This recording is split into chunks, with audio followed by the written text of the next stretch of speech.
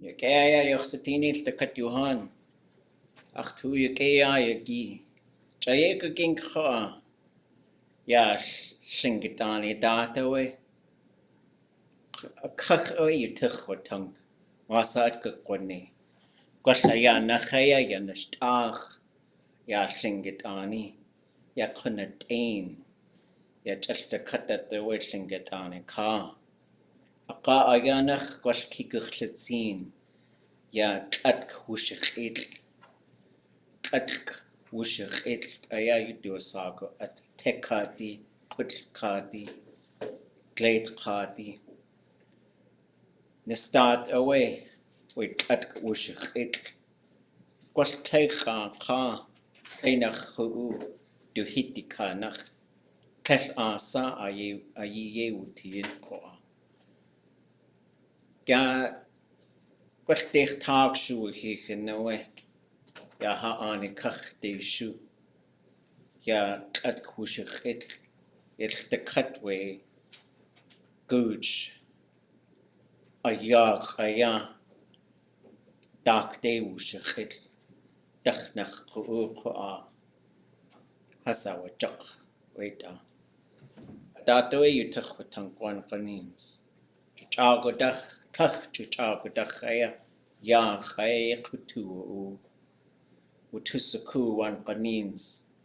Ya you on kawa with atkushich ka Qualcanins tea kaya a kawa what kahin tade utzigit talk away. Yewa hakosi ko wujin yejit tune wujich to the she panahoyak ya hakosti yet at the cut ka a decided to wasagu ha in hasusati yekukwati kwasha yukatangitin kwasha kosti. Ye awe kesha ushqeq achawe chastakata taji degach tuti.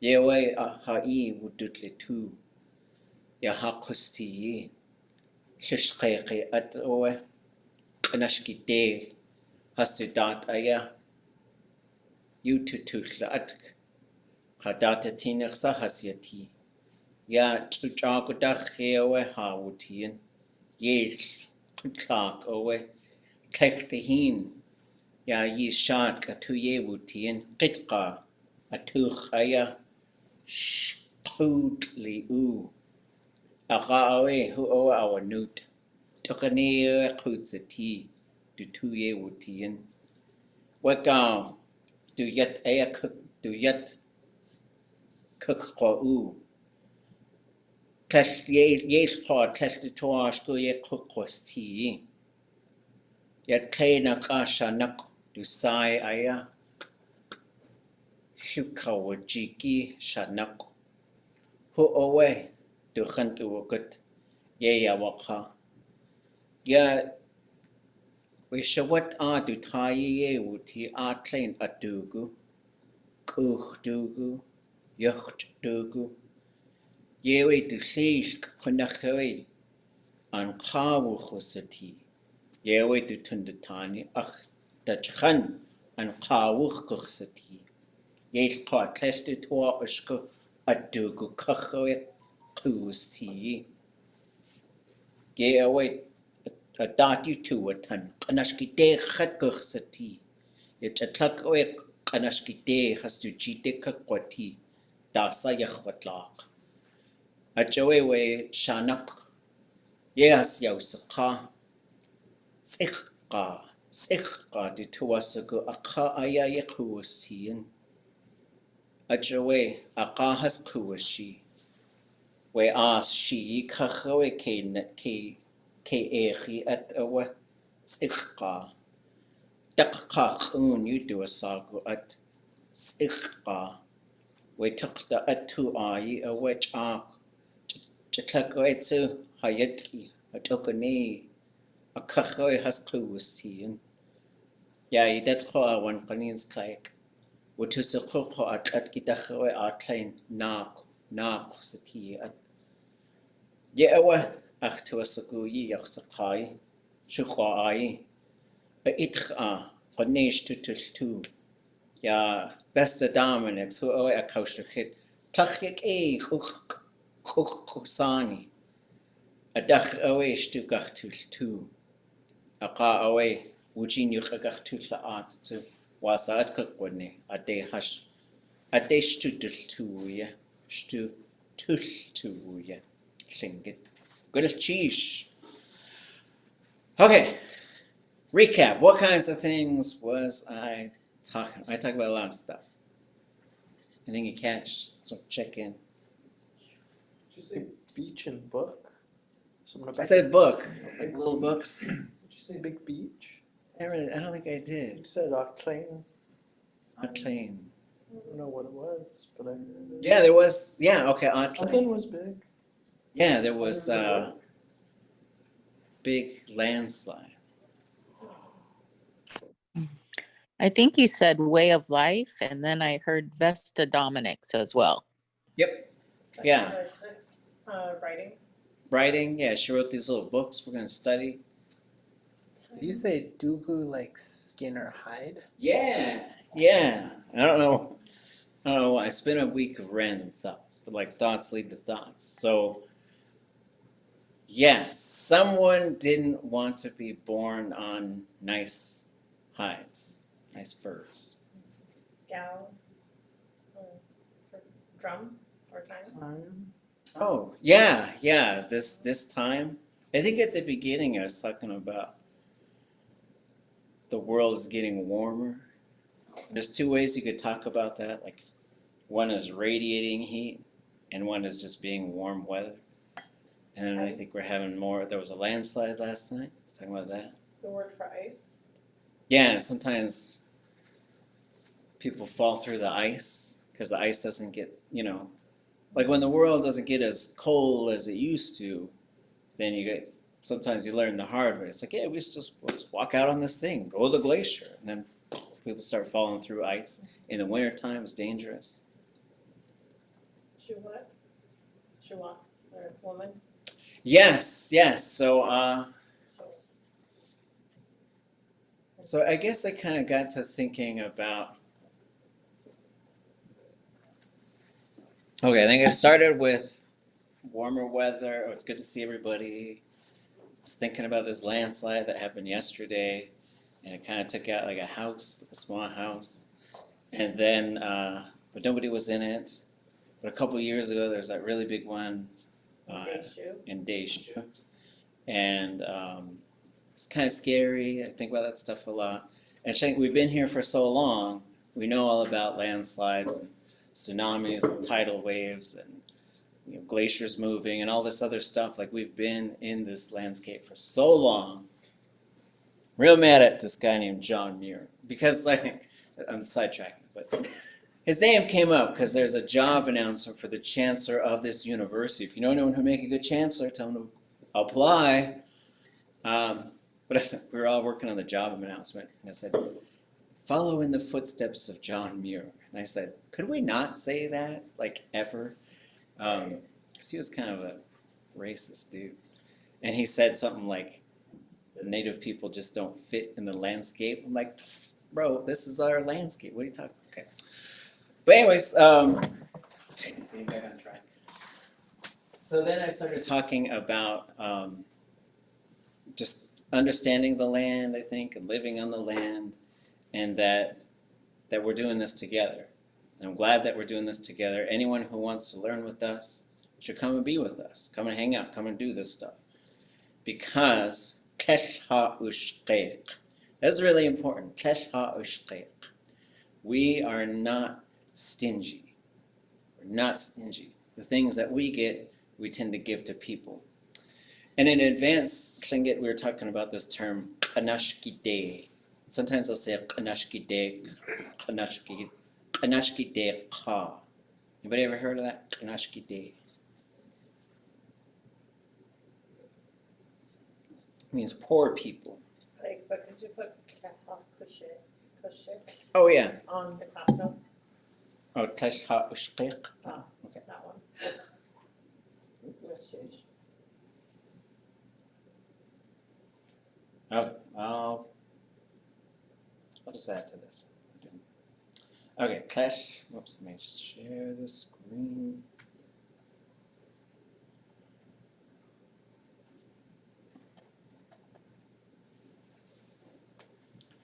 And Tesh ha'ushqiq. So there is a verb, you could say shiqiq. I think it's low. And that means stingy. And this means we are not stingy. Which could also be interpreted as we are generous. And so I think it's fun in Tlingit that you say generous, you say not stingy. Like it's always interesting to me in languages when there's certain ways that you say things, right? Especially when there's like only a negative version to say that thing. Anyways, so then I started talking about being generous, we're generous people. Then I talked about the poor people. I'm always thinking about people who are in need. This may be a better way to say that. But then I said this comes from way old time thinking, like always taking care of each other, looking out for each other. What's that? You said so Tutankhamun. Yeah, I said Kadashkite. I think I said this. Kana ka dot u to ʼadudli.átk. We're thinking about the people who are in need, who are in poverty.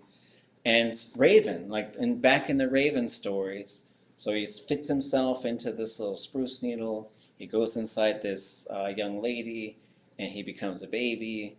Then he's going to be born, and his grandpa is like a super rich guy. So he's like, this baby be born on the finest skins. So they put in yacht and kuch and all these nice hides underneath, and no baby. So there was this. They always got these cool names. On the class page, I'll put a link to the draft. It's just a draft version. It's the Raven stories. I think they're very cool. I'm not sure when that book will ever come out. But I think it's important for people to be able to see it. But there are several different versions of this story. And Raven didn't want to be born on these nice furs because he said, I just want to be a poor person. And I'm always going to think of the poor people. And so they all got cool names. So the way they found this out, they got this little elder whose name was Shukuwajiki Shanuk. The little elder who's not curious about anything. I don't know what, like that cute, that's in the A'uk story that I guess we didn't. Did we look at that in here, or was that just the other class? That scene? Yeah. You told us to listen to it. Yeah, that's the one we watched over the weekend. That's right, you did. And so in that story, they talk about that as well when they go and get this medicine person, and they said he wasn't curious, but it could also mean like wasn't concerned. And it also means like you've been in like a midwife, right? So like birth is a wild thing, right? So like if you just took someone who's not used to being around people being born, you say, okay, come help with this situation. They might walk in and be like, whoa, hold on, wait a minute. But like someone who's like a midwife, they'll come in like, oh yeah, I've seen this 1,000 times. And then they just go right to the thing. So that's what they're talking about with this, the name of this one elder. But there's a whole bunch of people with like really long, it's like a big long name. So she checks it out and she says, oh, this baby doesn't want to be born on fine furs. Wants to be born like a poor person. So go out there and get some sikhqa, some advanced plant vocabulary. Sikhqa. It is also called, if you're from the interior and you're like, we don't call it sikhqa, that's the reason why I don't know what it is. It's called khun. I wrote it right at least. What's that? Any ideas on what those things could be? Sikhqa, khun. Dish plant. The word dish certainly seems to be in. Maybe the one that smells like weed. What's it called? Skunk cabbage. Oh, okay. I don't even know what weed smells like. So, as, she, kach. Lichens, Let's say it again. lichens, tree lichens. Very close, but not a lichen. Actually, reminds me I got some work to do with the biologist. But it's Oh, the epiphytes, old man's beard. yeah, with old man's beard, I think is a lichen. So something that's similar to a lichen would be a moss. And this is specifically, especially like a big spruce tree and then a big branch. Then you get this spongy moss that grows on the top of those branches. That one is called tsikhka. It is different, apparently, than the one that grows on the forest floor, which is called suk, which is also the name for tall grass that's usually in the water. I don't know how you tell them apart in terms of like if you said, someone just said, go get some soup. You'd have to say the one on the floor, the one on the wall. Tsikhka in the interior is called khun. This is what people used to use for diapers. It's a medicine, and it's what people like to have their babies be born onto. Baby born, put it on the tsikhka, right? And so a lot of times people they want everything super sterile, right? Which is, it's probably good reasons for a lot of this stuff. But for us, like, we wanted them to be connected to the land. We also wanted them to be connected to Raven. We also wanted them to not be greedy. Like, teshatuwa ushku, kehas kukwash qeq. I think that's how to say it. We don't want them to be greedy. So we always do a lot of things when babies are born to try and keep them on a good way. And like, so I was saying like, this is how our life is. This is the way our culture is. This is the way it has been. As we take care of each other, and some of these things come back to these values.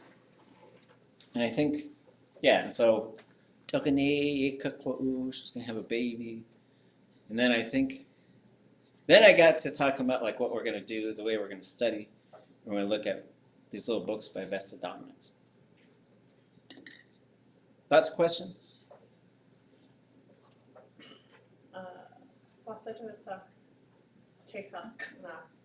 means. Oh, wankani. Yeah, it's been in like every single one. It's been in every single one of your openings. I say it all the time. Yeah, I know I it do. seems to be. Oh, really? Okay, anybody know what that means? Sometimes. And if you're from the interior, you might say wa ya ti ye, which is the same thing. And what's fun is you'll learn that there's a speech by ʼadudli.átk. Anybody know that person's English name? ʼadudli.átk. Walter Sobolev. So he said something like this. So he said, Tlingit hasati, wan kanins kua an akitan you hadu sak nuch. How can we translate this? Or fan is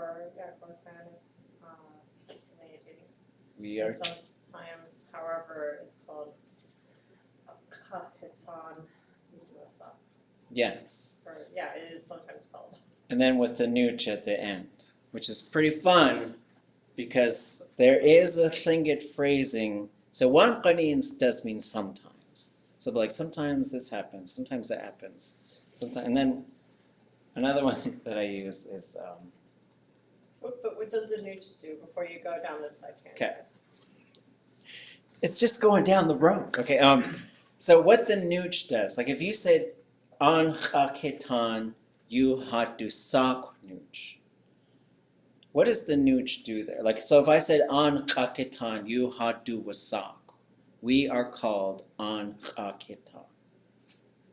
What does the nooch do? Anybody ever hear that one before? Isn't it like repetitively or repeatedly? It's always, always. So like Always. 10 years ago, Tlingit language classes, or 8 years ago or something, there's like this whole group that went all together through beginning, intermediate, and advanced. And they just had this running joke where like in English, someone would say something like, hey, sorry I'm late. And someone would go, nooch, which means like you're always late, right? Grammatically, it doesn't quite fit, but it was something that they used to sort of like take ownership of the language. So nooch can pop up at the end of a verb to say always. That's what it does, right? And what's interesting is you have this pattern, which can be done in other ways, but you'll say sometimes, so he says, we are Tlingit. That's what this first one says. We are Tlingit. We're the people of Dog Salmon River. That's a clan, that's the name of a clan. And then he says, sometimes though, we're always called Untitled, which is a fun construction. And and if you just watch for it, you will catch it now and then, where speakers will say, sometimes it's always like this.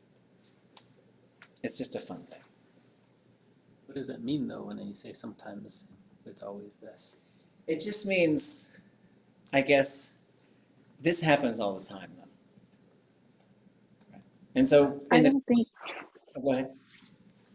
sorry, I was remembering from like linguistics a long time ago. I don't think we're the only native people that say it this way. I was gonna say when you said what does Wangbanese mean, I was gonna say sometimes you always say that. I think I remember that other native peoples from other languages use this way of speaking as well. I can't really describe it. Sheesh. Yeah, and I think lots of languages probably do. It's like, sometimes it's always that way.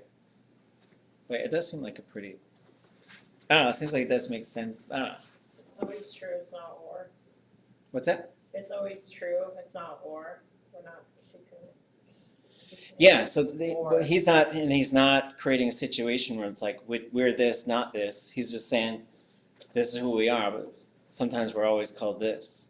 Because the Anchakitan are born out of the Tlingit, as are the Yechtetan. So all these, a clan, and so like these clan names are really fun too. Tzachkoyecha is finally. If you ever catch me saying that as well, it's like, finally, right?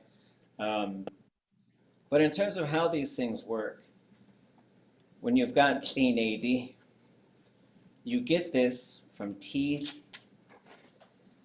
in, at, e. Those are the 4 parts, right? And so when you have place names, and from place names you get clan names. That's just how this works. And clans build houses, and then from clan houses you get other clan names, which will always be something tan. Deshitan, Deshu hit tan. Kagwantan, Kawagani hit tan. Ishkitan, Ishka hit tan. Most often the contraction takes place right in the middle. But on Akhitan, you can't really contract that down too much, or else there's just like, you would lose too much information there. So what happens? You've got teach, heen. So if this becomes a place name, it usually, the front parts, what we call like the head word. The first one usually, they go short. Those are the ones that get contracted. So the vowel gets shortened, and then you end up with tithini. And there's a tithini on akwan ani. Anybody know where it is? It's in it's near the Lemon Creek area.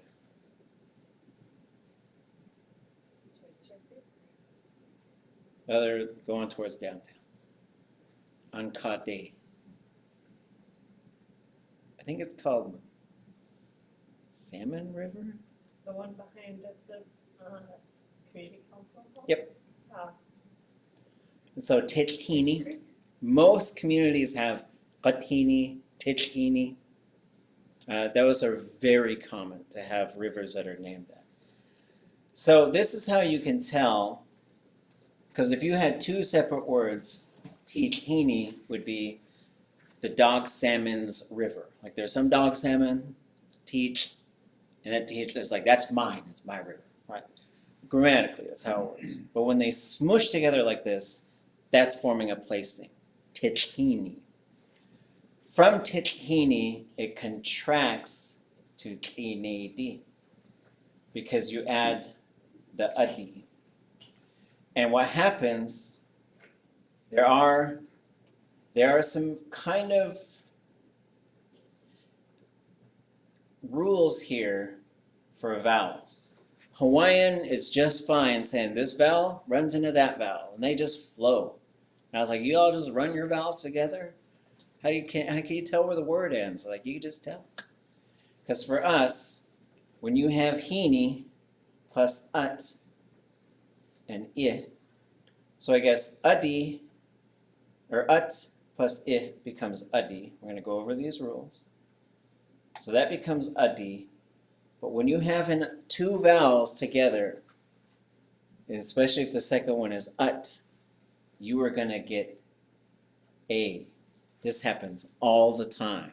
That's why you got shayit, shayit, sayit, sa'at. Right? So these are just things that are going to happen. You'll see a whole bunch of 8 things. If you just look up EIT in the dictionary, scroll through all the many things, you'll see uskate, shayit. Well, I guess shayit is different, but you'll see that this is a pattern that's very common. The A vowel going to the E vowel.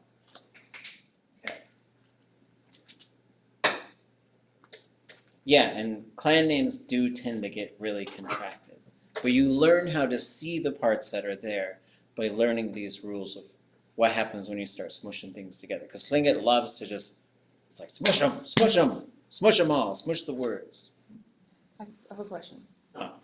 So it's the any vowel with the A, with the adi at the end, gets smushed to become a. Yeah. And so, and it's not, and it's even in other cases too. So like we've got dak, keo, ut. Okay? So what are our 3 parts here? Dak, keo, ut. So those independent words, what are they? Do I know any of them? Direction. Is it dock to fall or to come off of a fire or like fall away from a fire or something and also Yes. like fall something upwards maybe? But if someone just, it's one of these words, and there's a bunch of words in Tlingit that have like 5, 6 meanings, or maybe 2 or 3. Into the forest. But Did it force from the shore? inland, Yeah. right? That's, some of them just have this default meaning, then in context it could mean these other things. Yeah. So inland, Sand. sand. Is that very special word that has like 55 meanings. Yes, but it's thing. Ut is thing, but and it's English does this too, right? Like you say the word something, right? But you can say, you're really something, right? So like that's, but I can also say, it was really something. It's just really something, right? Inland sand thing. When we smush them, what do you think we get? We'll add I at the end. Adi at the end. We're gonna have an adi, right? So okay, we're gonna have dak, keo, adi.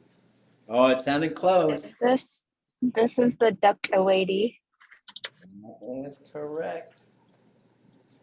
So you see their parts there, right? See, this is how the language works. When you start putting things together, these are the changes that happened.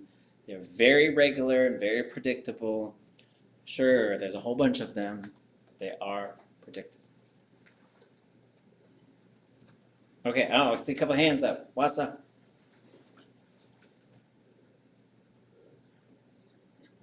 Is that me? I don't know. I'm one of them. Ah, good. Is Huayinak, is that Richard Dowenhauer? Yeah. What was that his name? I remember when I was taking classes, he mentioned something about how we contract everything in Tlingit, and talked a little bit about learning the full version versus the contracted everything. And I'm trying to remember that discussion. I think I have a takeaway from that discussion of being worried that we're going to lose some of the meaning or with some of the longer versions. So I was just wondering if you could talk a little bit about that. Yeah, well, I know there's a bigger conversation here too, which is like maintaining the complexity of our language, which is sometimes these are different conversations about a few different related topics. So contraction is natural and necessary in Tlingit. Like in English, contraction is often optional, and if you're going to be formal, I used to teach academic writing, and I'll say, don't use an apostrophe unless it's possessive, right? So we'd have all these rules, right, where you should be saying cannot, and I don't know how you read is not or are not, right? And these types of things. And so it's a signal of formality, whereas in Tlingit, the contraction is quite often prescribed by the language. It's like, oh yeah, if this is a verb, once you start getting more than 4 things right in this spot, it has to. They have to start contracting because the language requires it. And so a lot of learning how to use the language is memorizing, but then eventually understanding all the interrelated patterns and then being able to, I think, continue to memorize, like, okay, here's how you say I did, you did, we did, they all did, and so to sort of keep doing those until you start to memorize how to say them. But then while you're doing that, you're sort of internalizing all these little components and then learning how they interact with each other. But then there are times where we'll sort of talk about things and someone will say, like I said, how do you say, I don't like it? Like, let's say peas. Someone's like, here's some peas. Right? And I know you're not supposed to talk bad about food.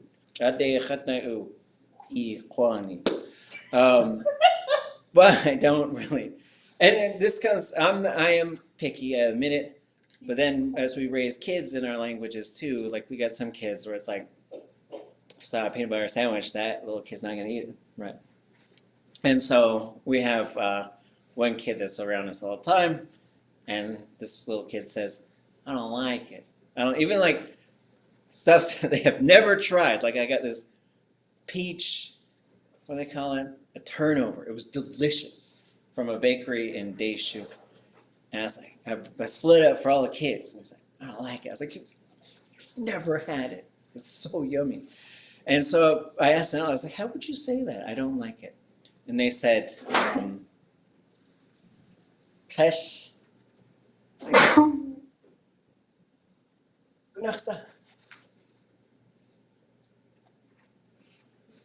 So they said, Kesh eka uchtanuk, right? And someone else said, you could also say, Kesh ache ushke. And then, because you can say acheyake, right? So let's say acheyake. These are two sort of opposite concepts. So acheyake is, that is delicious to me. Kesh eka uchtanuk is, I don't like the taste of it. And so it's interesting because they are two totally separate verbs. But when someone suggested a negative version of this, another speaker said, that's a shortcut. You need to say it correctly. And so there are times where we do get instructed on these things where we're guessing on how to say it, but then it turns out there's a whole other verb for that thing specifically. And that's where Tlingit does get pretty tricky.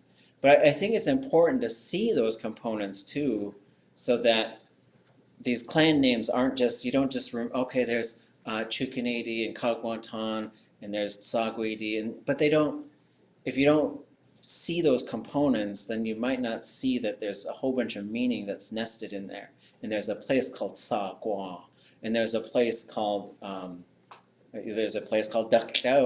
and there's a place called Shukach, and there's a place called Chitnach, and there's all these places where all these clans were born. And so I think continuing to unpack those things is important, but then also like we're always balancing too this conversation on structure and then this exercise where we're using the language.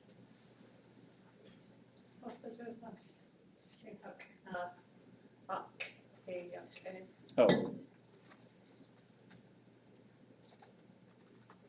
Delicious to me. And I don't like the taste of it. And this is Richard Down. Okay, another hand up, Wasa. It's really interesting seeing the clan names broken out into their pieces, and seeing that some of those AD, the ones that end in AD, are contracted versions of ʼaddi. Could you maybe talk about some of the clans name that keep the ʼaddi, like Kix ʼaddi? Like, why is that different than AD? Yeah, because well, so if I took, so I've got Kix ʼaddi, and then we usually do this, and then I have we just did. It's another weighty clan. Well, we did Dakta weighty, right? So, well, the big thing. Here's the difference. So you've got Kix, and then you've got Fascinated? and then oh yeah, Cheesh. So you got what's in AD. And so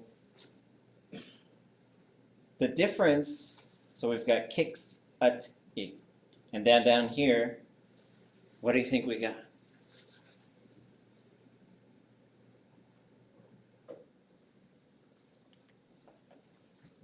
Washin ʼaddi. Right. So you've got what's heeny, which is what's is lice. What's his what? Lice, like a louse. And so lice creek, I don't know how do you say it, but like the things that crawl on your head, right? Those little blood suckers. And so just sort of structurally, like if you got Kix at E, what's keen E at E? Do you see it? What's the difference? Well, that I and the A. Vowel. That's it. Two vowels encounter each other, they're going to have to change. There's either going to have to be a glottal stop or they're going to have to morph into something else. Because Tlingit will not allow you to go, what's hiniyeti? Like hiniyeti. Like Hawaiian, you would just they're like, blend them. Vowels are vowels. And so Tlingit is like the vowels got to be separate or they got to become something different. And it's the ʼaddi, that vowel before it will trigger the ʼad. Good question. Mm-hmm. Okay.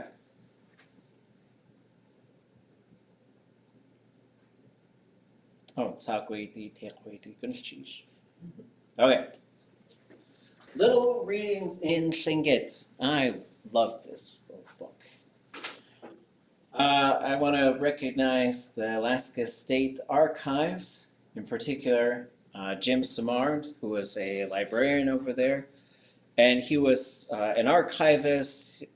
He's retired now. He worked a lot with Richard and Nora Dowenhauer. He contacted me. We were in touch quite a bit, just talking about stuff. He would, whenever he found things that he thought like we maybe hadn't seen yet, he would get them scanned and send them to us. So we got a whole bunch of these little books. There's a whole bunch of these books that were made in the 70s and 80s. And they're just marvelous. So we still use them today. So thankful for these ancestors who made these. I got a real quick Jim Simard story. So we're working on the Raven book. We're working on these recordings that Frederica de Laguna had made of Frank Italio, and we had like a copy of a copy of a copy that were probably made way before like everything was digital. And so it was really bad quality. We had to turn it up so loud to listen to this stuff. We're just blasting our ears out. It's very difficult, Tlingit. He's an incredible speaker. And they're big, huge stories with big, huge language in it. So we had heard that the American Philosophical Society, anybody know what that is? American Philosophical Society. The Professional Society for Philosophers. That's what I would have thought, which I was like, why am I going to go there? It is an archive, right? It's just it's an archive in Philadelphia, started by like Benjamin Franklin, and they got tons of native language materials there. And they digitize stuff. They do a lot of really great stuff. Check them out. They've also got grants and stuff, so you can go there and you can learn a bit about archiving, and you can also help develop plans to become an archivist. They've got whole programs where you could do a year there where you're getting paid and learning skills and stuff. So if language archiving and digitization and any of that stuff is sort of in your future or in your present, check them out. Go there. They're good people. And so, but this was before I knew anybody there, and you had to sort of get access to their database. You could see that the record was there. You could see this recording. That's where Frederica de Laguna, most of her recordings had sort of ended up at. And I was trying to create a username. I was trying to get access, and I was just not having any luck. So I reached out to Jim, and I said, Jim, you know anybody over at this place? He's like, oh yeah, I know some people. I said, can you help us get this recording? Can you help me get like a username and stuff? And so he wrote to this person, I can't remember what his name was. Let's just say his name was David. So he's like, he meant to type, hello, David. Rene's been trying for 2 weeks to get access to this recording so he could translate it. So. But he made a little accident, he made a typo. So he left the O off. So I was like, hell, David, they've been trying for 2 weeks to get this recording. The whole tone of everything. And so, like, we got a response immediately. So then I sent it to him. I was like, did you see this typo? This is the best typo I've ever seen. And he just laughed. He said, well, it worked. Okay, so this is supported by the Gold Belt Heritage Foundation to create a new version of it. So this is a slideshow version. Any of the slideshows that we use in class, I put them on our webpage. And if you're ever looking for anything else, you can go to the Tlingit curriculum folder under slideshows. Anything I make, I just put a copy of it there. If you want originals, I use Keynote. I'm happy to send you a copy of the originals if you want to use it. Okay. And so this is the National Bilingual Materials Development Center in 1981. The way I like to do this is we all take turns. Everybody gets a chance to read. You will read, and then we will wait. Whoever the reader is, you get the first opportunity to translate it. And then if you're not sure, you can just say Kechwasaku or Ahididishe. No worries. Nobody's judging anybody at all. We just want to make sure everybody has a chance to read, and everybody has a chance to sort of look at it and say, well, here, I recognize this thing, that thing. Then we'll open up to the whole group, see if anybody has it. Then we'll look at the translation and see if anybody has any questions. So who would like to read first?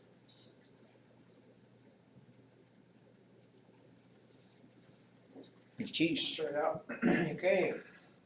Dasaway ashuk peak away heat woodzikit. Cheesh. Let's see. Shuk is laughing, I guess, or smiling, laughing. I guess it's smiling, laughing, like ushuk for the smiling thumb. Mm-hmm. The laughing thumb, I guess the smiling thumb. Dasaway. So,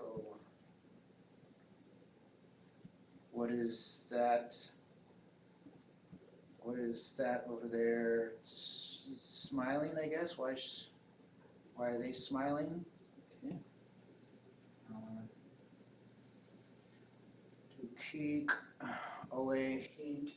What's it? To him or hers. Keep. Is it? Gosh, I don't remember what that one is. Sister, maybe. I think. To keep sister away that heat.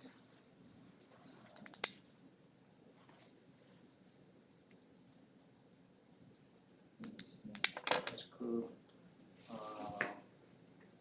To get.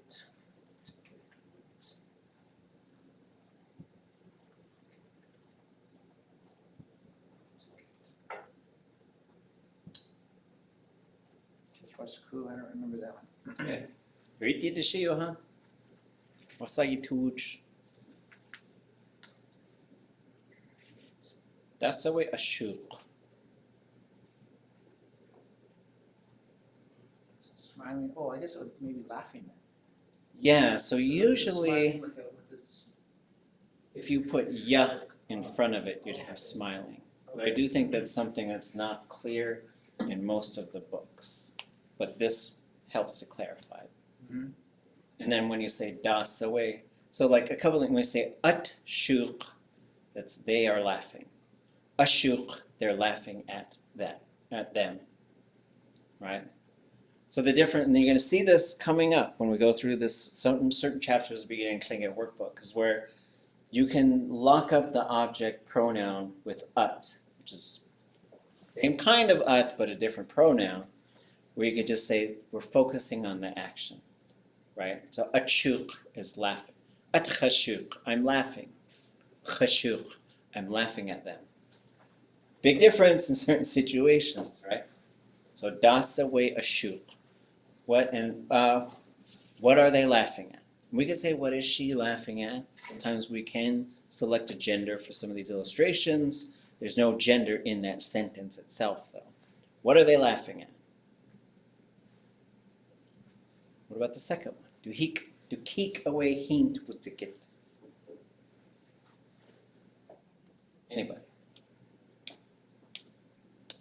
Her little sister fell in the water. Little sister fell in the water. So wuttikit is a verb for a living thing to fall. Heen is the water. The T, there's a couple things that you will see. The T means, yeah, she's in the water.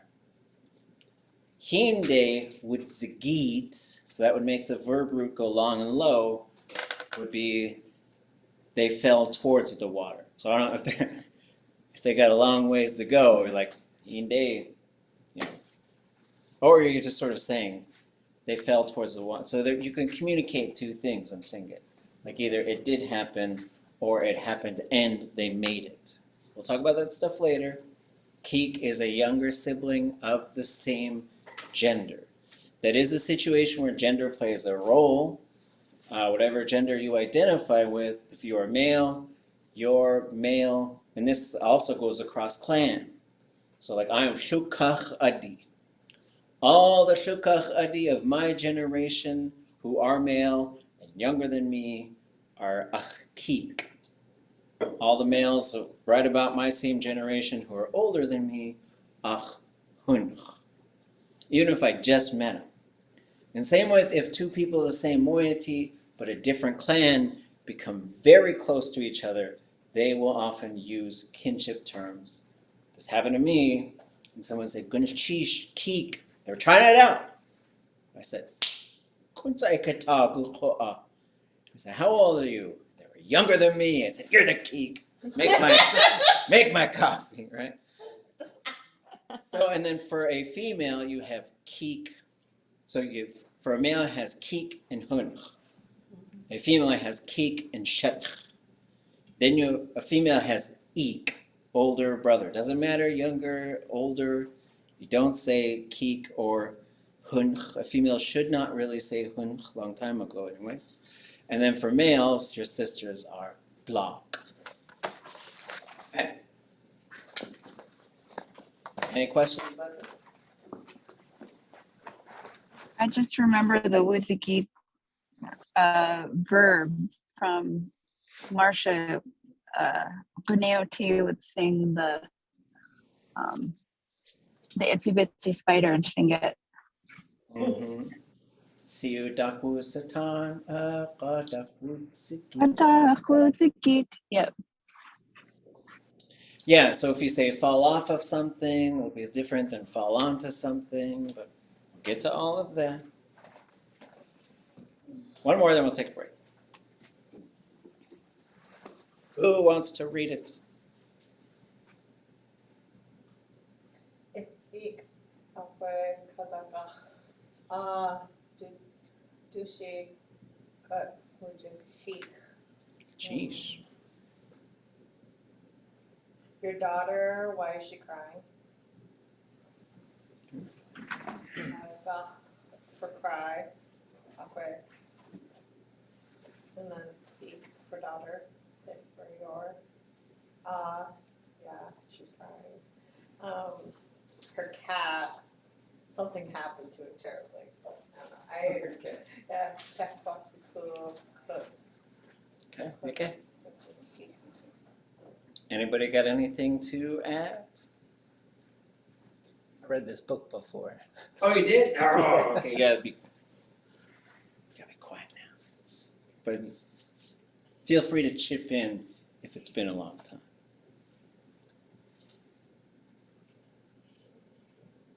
Isik akwe katakach. What is that? Because the one nachsawe would need to be there for why. One nachsawe is seek katakach. Why is your daughter crying? We're going to get to how to ask questions. This is where the question is, right? And what is that thing doing? How is that adding a question mark?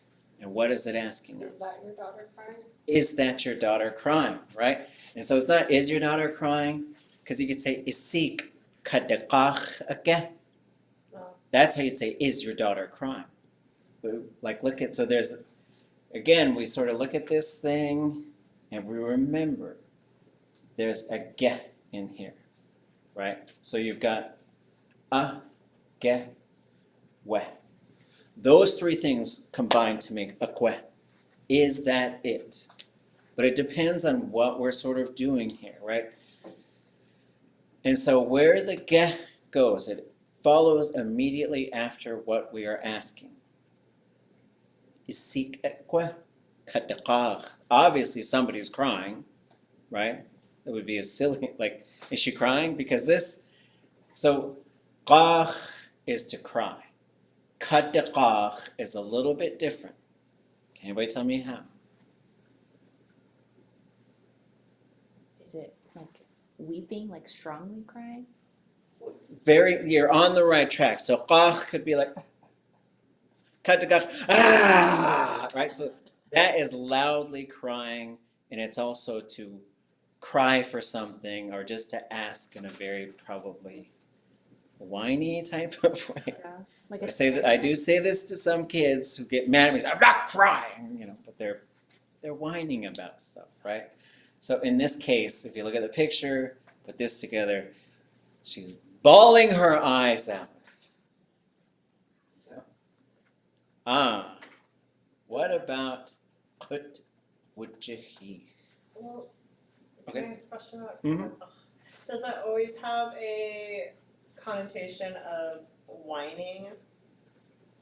And so it could be just crying for something. Yeah, but it's like big out loud, whereas you could think of qach as like, it's not like single tier thing, but it's like you're crying, and it really depends too, right? Because you could be crying in pain, sadness, you'd be crying, like you could use this qach for like, this summer we had these language gatherings, and this one speaker, he was crying when he was talking to us, and he says, I'm so happy this is happening, right? And so he was talking, it was very emotional, we were all crying by the end.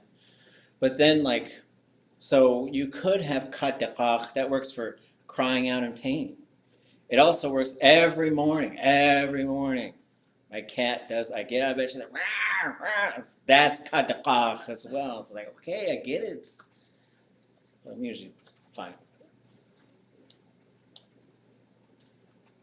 Put would you he? Can you use that with a different verb for another example? This one? The kadakach mean like that they're really crying. Is there another verb example that you have? No, that's a good question. I guess I could look in the, check the old verb dictionary.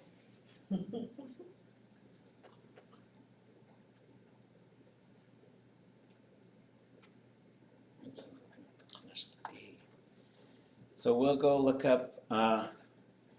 Well, one, if we saw kadakach and we knew that one, a lot of us did, but if we didn't, we could go look under the underlined G. We start at the E, the I vowel, then we go to the E vowel, then we go to the U vowel, then we go to the A vowel. That's the order that they go in. Consonants will start from front of the lips to the back of the throat, so an underlined X will be pretty far down. So we see cry, weep, mourn, lament, cry for, ask for, and then to cry loudly. Oh, ziklach. Okay, I messed that one up. Cry loudly of child or person in great pain, cry out or scream in fear or pain. So then whatever is underlined, that's what we can look up. So even though these might mean a bunch of other different things, this shows us where we go to find the examples. So then we'll scroll back up here. We'll go look at cry. So we got they wept. You all will cry. Gee, that's an ominous sentence. The child went home crying. And then kutin achsatin kadakach. They cried out when they saw the mouse. Kaudakach. The child cried loudly in anger.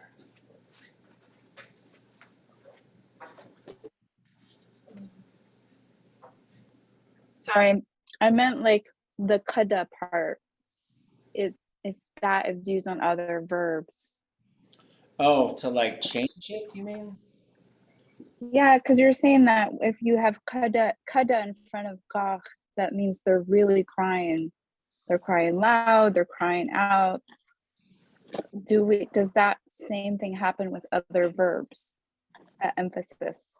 Oh, I see. I guess, yes, there are examples of this. I don't know if this is, but like, let's say we took this ach, right? Ach. So a verb root has meaning. So I'd say ach means to hear or to make noise. Either one, right? It could be either one of those things. So once you have a verb root, the way verbs are made is by changing the classifier group or adding what we call thematic prefixes, which are nouns that you could put onto a verb. So as you go through here, you see ach to hear. Change the classifier from 0 to S, and now it means to prolong, to lengthen a note in singing, or what's the more common use of this verb, to listen to something. Right, so you go from hearing to listening. And then if you go S plus D, then you get to echo or to reverberate.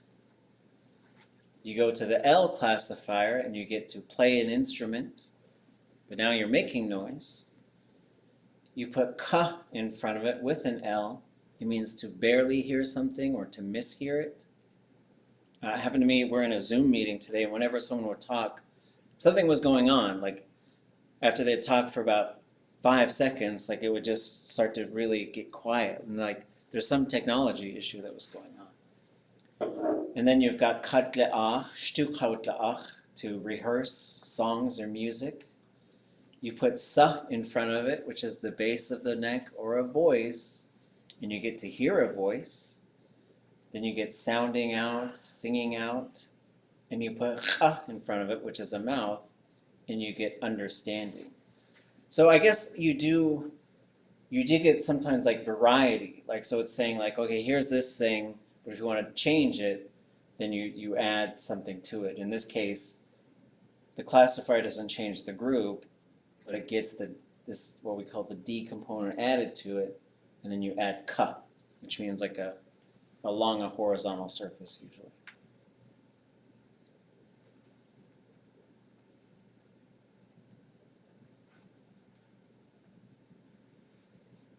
What about qutwujahi?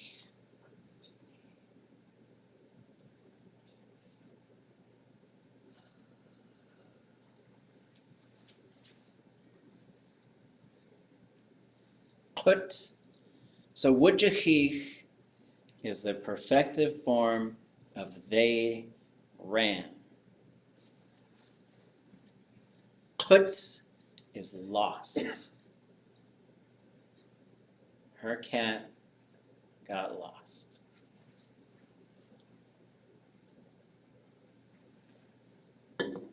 Okay. Okay. Like implying the cat like lost itself, like ran away. There could. I would usually, if someone said dudushi qutwujahi, I would think ran away.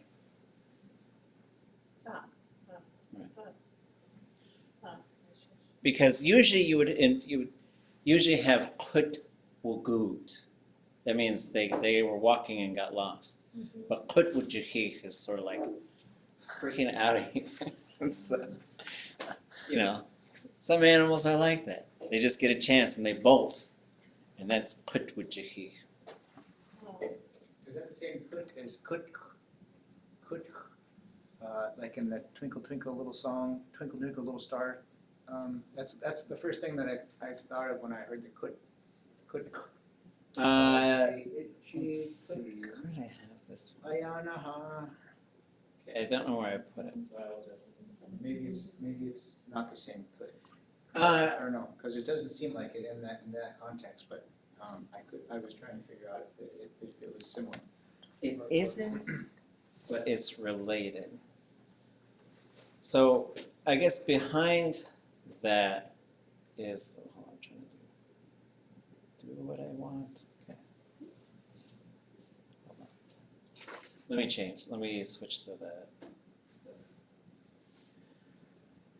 So there is this thing that pops up. Here's one of these things, like tiny thing with really big, deep meaning.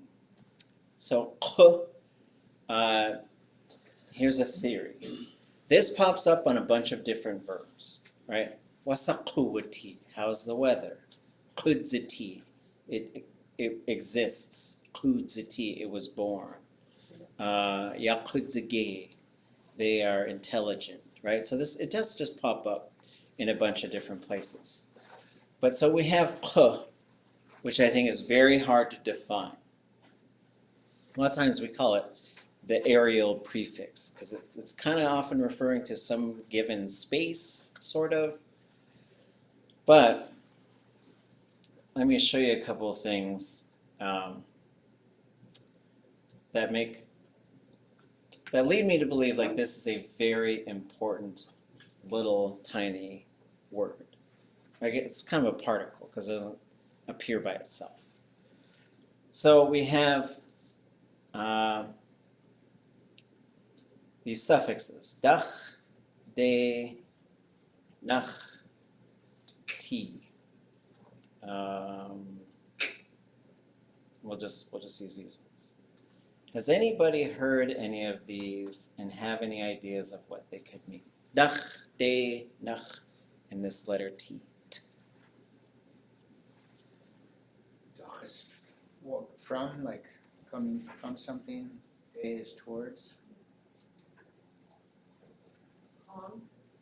Along, yeah, along or through. And then It's a locative marker. So And at arrived at. and arrived, right? So these are all suffix. And we're gonna go over suffixes. Like if you didn't know these, it's totally fine. Okay. You can attach these to k, every single one of them. So if we have kudach,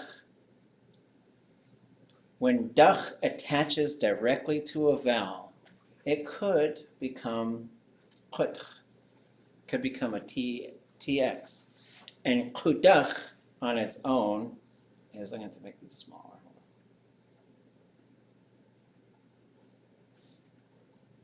That was too strong. What? So we've got dach, from.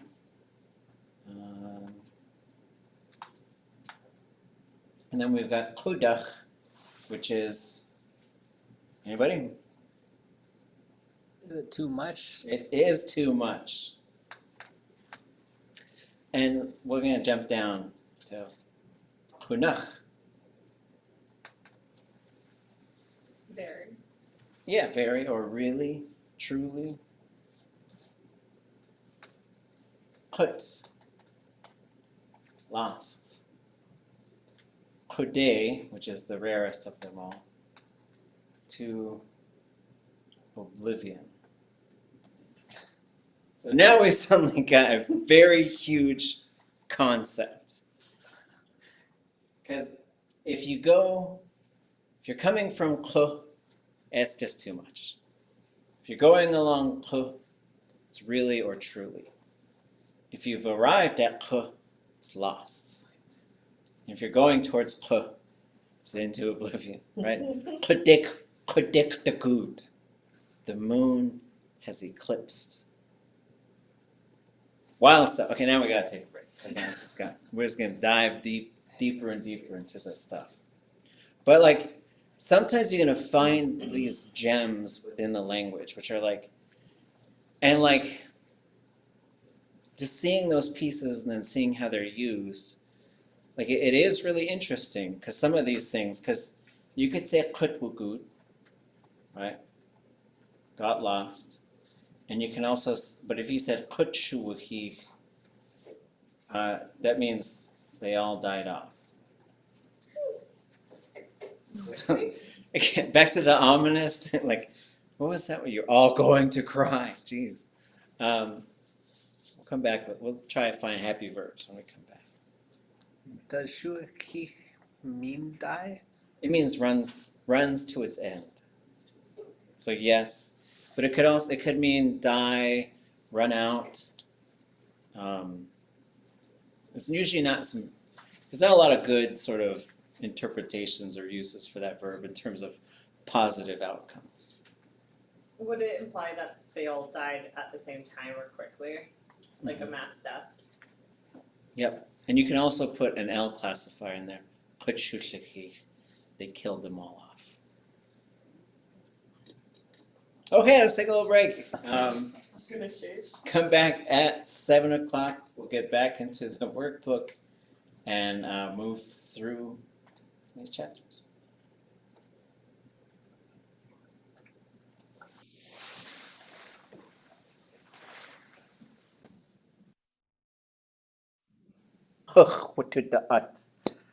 We are back with a number of different questions on the break, which were wonderful. I'll just sort of highlight a couple things. Kutshuwahik is they all died off. Kutshushahik would be a singular person killed them all off. Like an exterminator maybe. And then hasakawa'ak, hasashuwushihi. They tried to kill us off, that's how I was thinking of how to talk about genocide in the Americas. We talked about ʼadudli being something's a hide, but then you can also substitute ut with nouns. So you could say ʼtsikdugu, black bear skin. You could say nuskdugu, wolverine skin, or hide, however you want to talk about them.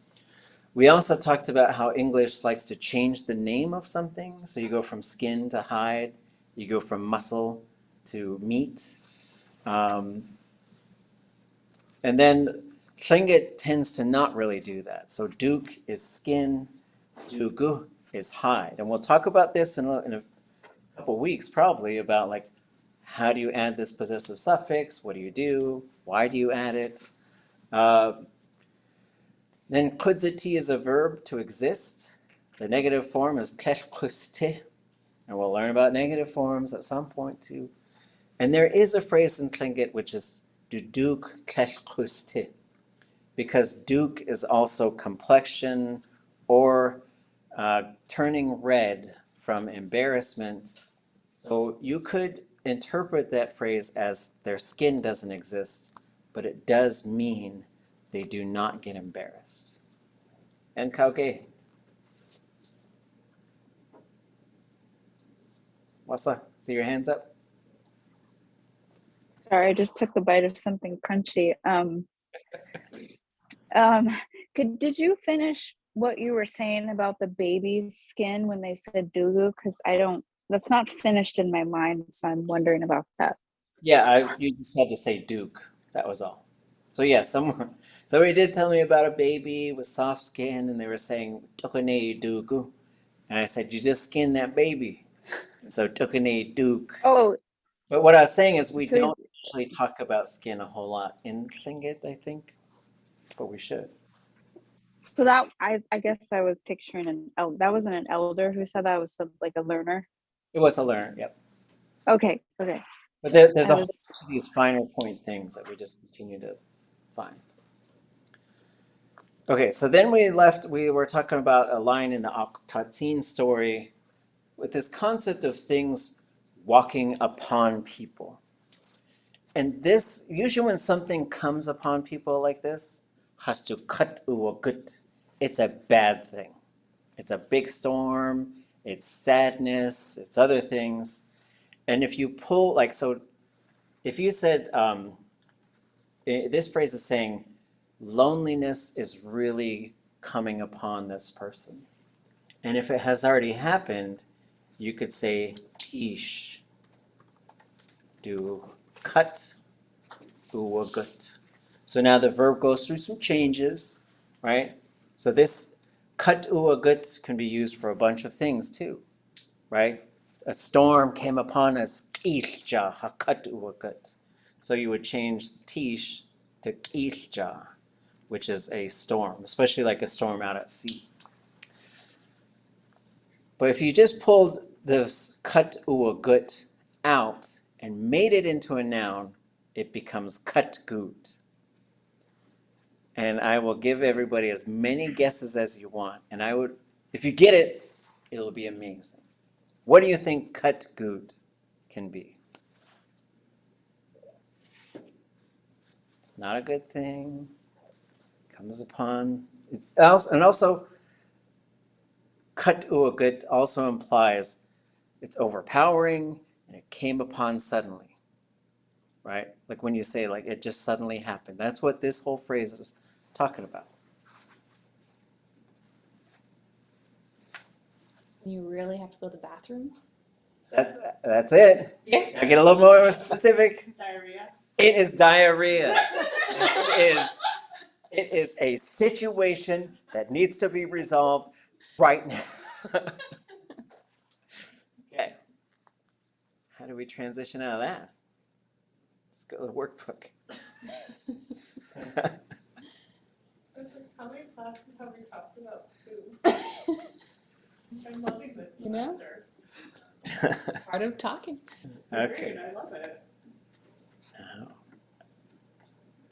I have like a piece of software that's trying to update a million times, so now it's okay. Here we go. Okay, so just transitioning smoothly back into this chapter of the workbook. Come on. This chapter is about identity. It includes a template on introducing yourself, and it also includes another dialogue exercise. We will go through it fairly quickly. And then on Thursday, we'll keep doing this, and we'll also do a couple of the sentences. We'll do Q&A, and we will also do, well, I'll put the PDF version of the ʼadudli.átk story up, so you can read it in addition to listening to it, right? So again, we're sort of, the idea with beginning Tlingit and getting into Hausaneh, Hayuchatangi is just continuing to show you how the language functions. Here's all the parts, here's all these little boxes, fill those boxes up with things so you know how to know what goes in those boxes, then you know how to use them, and then you know how they interact with each other. We supplement that with whole language stuff like listening to stories, reading stories, and then coming back in and doing these sentences. Okay, everybody repeat after me. Wasa'iyati. Wasa'iyati. Keshwasa khat ute. Kashwasa khat ute. Wa'aqua. Waiqua. Wa'adais. Wa'edeis. Tuwu yak'e. Tuwu yake. Wasa'idu wasak. Wasa'idu wasak. Suzi yukhatu wasak. Suzi yukhatu wasak. Wa'aqua wasa'idu wasak. Wa'equa wasa'idu wasak. Jimmy yukhatu wasak. Jimmy yukhatu wasak. Why are they called Susie and Jimmy? From the puppets. From the puppets.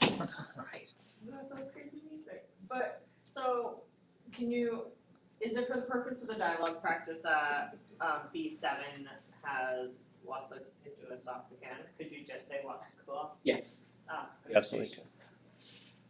So yeah, any sort of question or thing that's being, if you say wa'aqua, you're just turning it over to that person, right? So again, we go to the, someone asks us, like there's a group of us. Someone says, Achitianu aha. Say, ha, atqatucha. So you say, let's eat. Dasai tuasaku yichai. And let's say there's 3 of us. So one person says, ʼadudli.átk tuasaku. Wa'aqua. So you just point at someone and say, and you? Whatever the thing is we're talking about, you want to know what their thoughts are, right? So the question was, what do you want to eat? I answer, then I could just point to someone else, say, wa'aqua. Okay. There are times where this translates quite literally.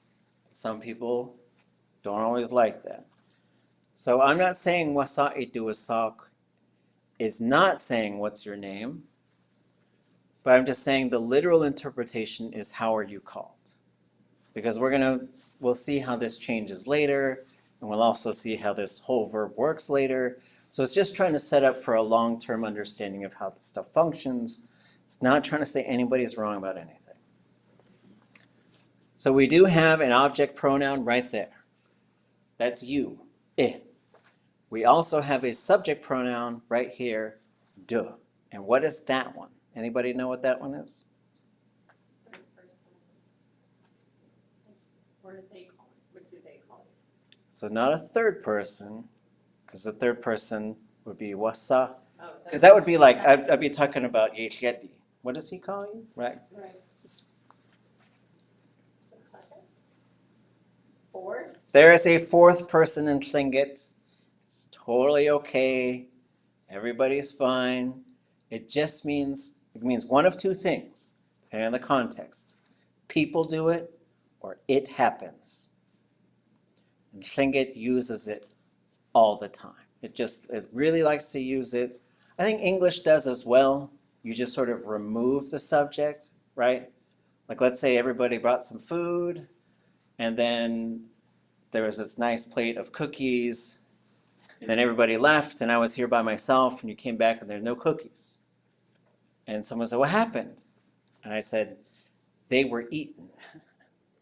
Right? And so kids will do this all the time, right? It broke. Like, wait, who broke it?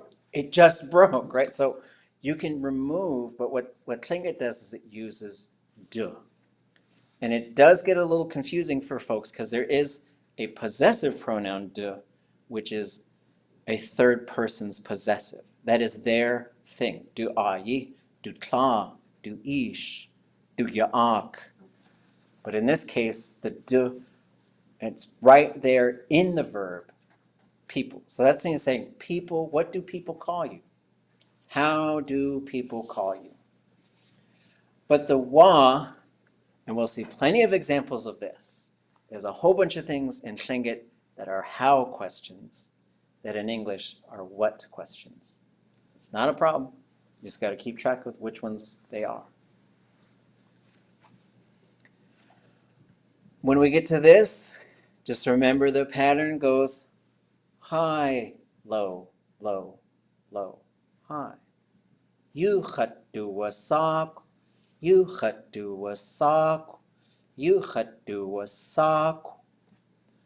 So something that does happen here, because I have done this a whole bunch of times as a teacher, because we are focusing on switching from to chat. We're going, yuchatu wasak. We put the emphasis on chat, because we're teaching like where that thing is changing. But when people say it, they should be saying, yuchatu wasak, yuchatu wasak. The other thing that does happen sometimes, which is not a problem, is a little bit of early rounding. So instead of saying sak, people are saying sauk, which is fine. It's just something that we sort of adjust over time. Someone say, wasa itu wasak, yuchatu wasak. And when is it you and when is it ye? It's right there. It's right there. Want me to read it?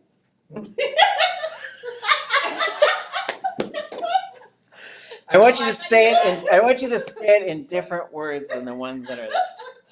Reword it. Why is it you? Why is it ye?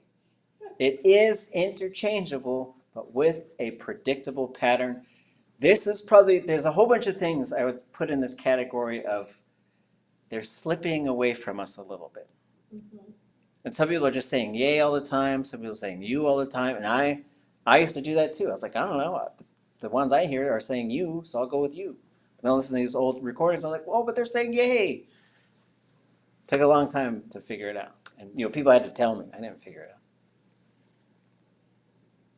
What's the magic? What's the secret? What's the rule? When your name is right there.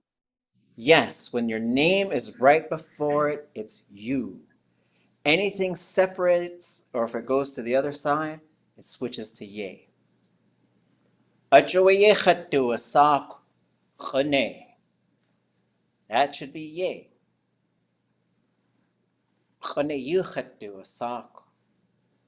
Okay, you and ye. It will switch, but under predictable circumstances. It's another way to say your name, and if you don't want to do a whole bunch of verbless phrases, they're kind of fun, because you're like, okay, verbs are complicated. Let me just speak without verbs, okay? So you could also say, aya akhsayi. Aya akhsayi. Aya akhsayi. Aya akhsayi. There's a possessed noun. Sa is a name. Okay. I think this is a really good joke. So Anya Shahash, Sam Johnson, is one of the funniest people I've ever met. Hilarious. And if you get him one-on-one, you get even like really good stuff that we can't say on the recording. But we had this fish while we were having a language gathering this summer. It's called an Arctic char. I was looking through I was like, what's this thing called? I couldn't find anything in any of the notes, any of the dictionaries. So I started asking the elders, what's that do with sock? Tlingit Arctic char. Get that? And everyone's like, Gushe. That's how they say I don't know in the interior. Gushe. So then I went up to him, I was like, Kesh kuste. Its name doesn't exist. Kesh asayi kuste. And he says, well, can't do it. He's like, you know how you got the sockeye? He's like, yeah. It's like, well, now we got the saqut, which is hilarious because sa is a name, qut is without. I was like, that's it. That's the mountaintop of good Tlingit pun jokes, saqut. Okay.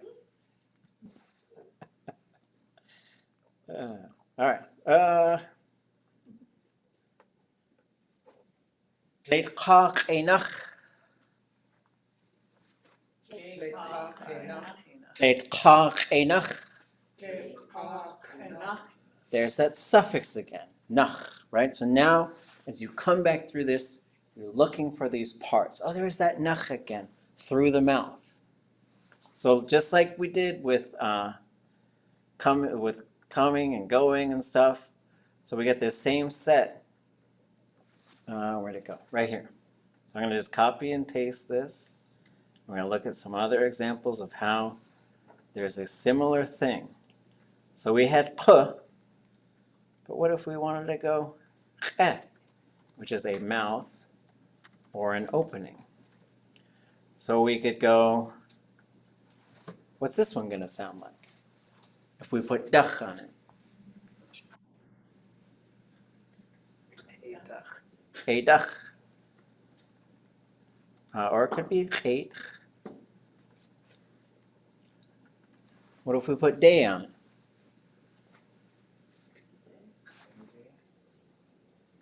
A day. Sneak preview. With Lingít suffixes, most of the time, almost all of the time, the suffix is open. It'll be the opposite of the tone before it. So what does open mean?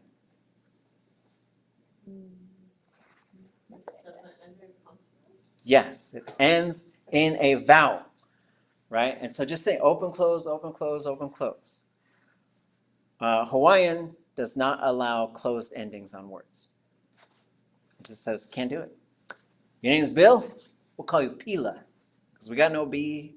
You can't end with an L, right? So that's why you go a day. Closed suffixes are always short and high. They're always short and high. And so what is, we'll get to the meaning in a second. What about nach? What if we put nach on it?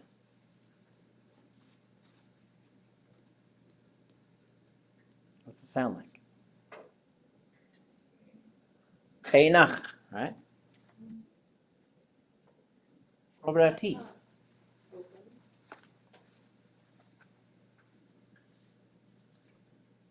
Hate. 8. So here we got from, well, I'm gonna run out of room here. From to, okay. We have to change this. That's better.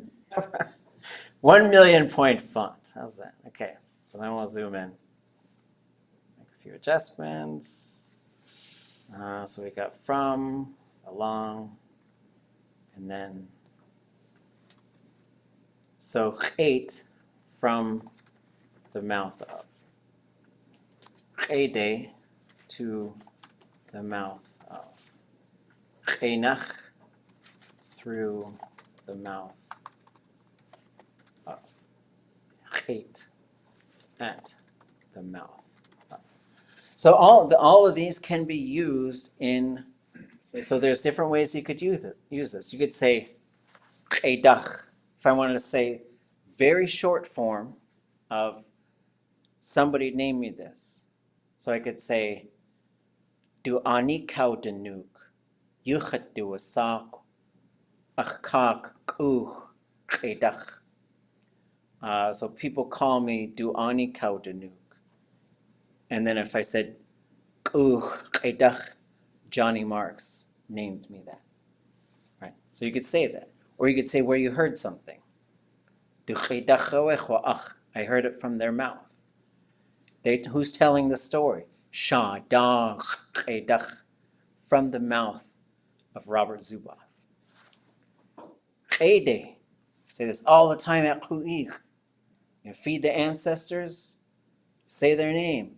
Kastin, and you're say towards their mouth.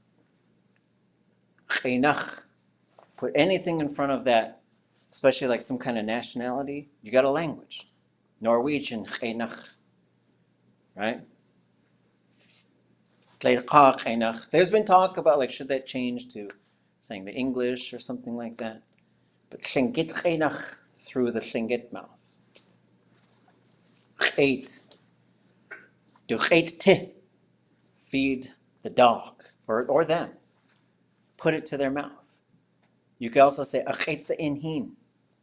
Bring me water. Right to my. There's different ways to say like bring me water, bring me this. And sometimes there was an elder, because usually people say in, hand it to me. One time an elder came to my house. She said inhin. I said, do you understand me? I was like, you want water? She's like, yeah. No. Then she was saying, put it to my mouth. But that's just because she was really thirsty. That's the same one for good chish. Yes. You put your listening to my mouth.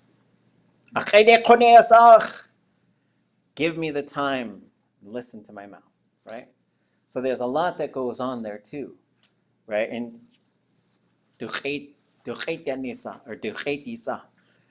kiss them. Examine their mouth, or poke your face towards their mouth, I guess is probably more accurate. Okay, so coming back, it's a slow walk through this workbook, but it's a detailed walk looking closely at all the components to say, like, as we go through this, continue to think with every single phrase that's in here, with every single chapter. If I knew someone really well, like a relative, a friend, who just said to me, always wanted to learn Tlingit, could you teach this to them? Could just to one person that you know really well, not to a whole group of people, not to the whole Zoom, not to a whole class, but just to one person.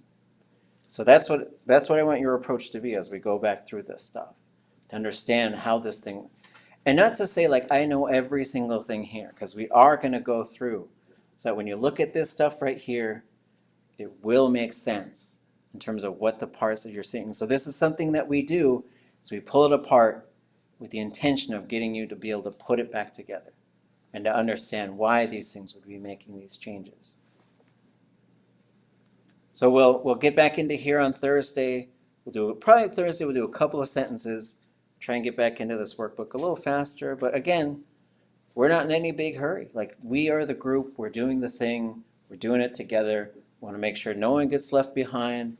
We also want to make sure if you have questions and things you're thinking about, that we are addressing them, finding ways to talk about this. And then we're also just engaging in whole language at times, whether that's me talking, listening to Cyril, listening to other speakers that we've recorded. And then also, we will talk next week about beginning to assume some roles in the class where we could lead a few activities, where we could also talk about different ideas in terms of how to explore some of this stuff. And we'll start talking a little bit more about midterms and finals. No stress. It's a zero stress environment. We're all just learning, we're all using, we're all on the path that we should be here. So I asked, we'll close with this. I've had a couple people ask me how to say a phrase I could never figure it out, which was, you belong here. And let me show you how I was taught just the other day by Kakashat, Florence Shakely, how you could say this.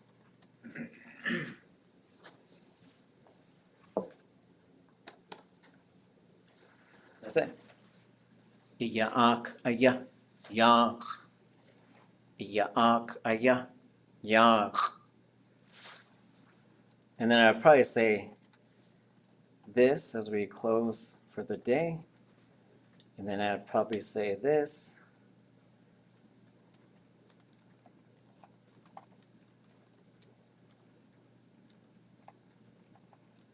So we're going to sort of close with a few sort of thoughts here. One is yak ayah, yak. And actually, we're going to, we'll keep it but you can also change this to Well, let's just change it to for now. Everybody say, yak ayah, yak. Yak ayah, yak.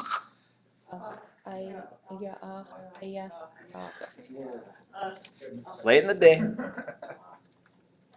This space was reserved for me. This space was created for me.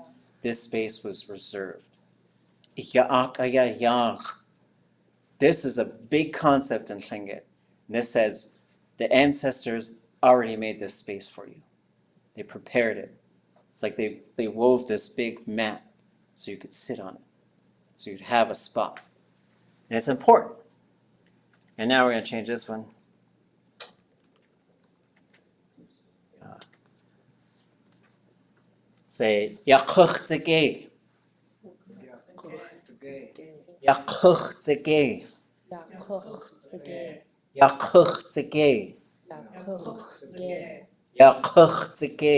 Yakuchtige. Ignore that high tone there. I am intelligent. And it's okay to say this stuff. You're not bragging to anybody, but we're going over some big concepts. We're getting deeper and deeper into the water. And these are important concepts for me to convey to you.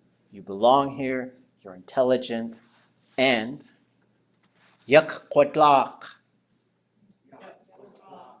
Yak quadlak. Yak quadlak. I will succeed. I will obtain it. I will succeed. So these are other things that to go from not speaking Tlingit to getting to a high fluency level of Tlingit, you have to continually assert that you will do it. You have to believe in yourself. And the last thing, Is that also like I can win too, the win? I mean, I will win. yeah, well, if I put Block could be. iyak quadlak, I will defeat you.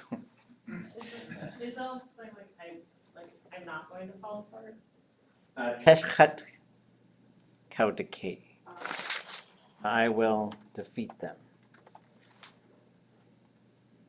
And then last one, kakqua'aq. Kakqua'aq. Kakqua'aq. I will try. Okay, there's your marching orders. So continue, go through this chapter. The next chapter, we'll try and get them done this week. And then keep grinding. And we'll see, at some point, we'll get into how Sene Chayu Chatangi, but I want to make sure we cover all of this stuff first. G'shish. Ucha.